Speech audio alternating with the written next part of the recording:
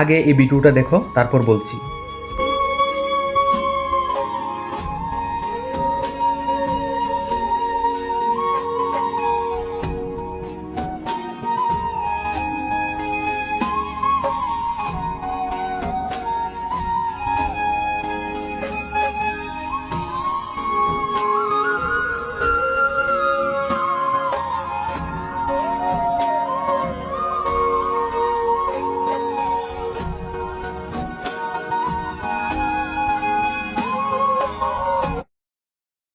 তো তোমরা এখানে কি দেখলে?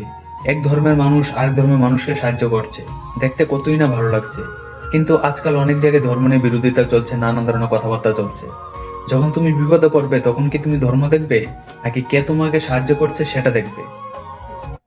তাই সবকিছু বিরোধিতা বাদ দিয়ে সবাই একসাথে মিলেমিশে থাকাটাই ভালো। একজনই বিপদে আরেকজন এসে দাঁড়াবে।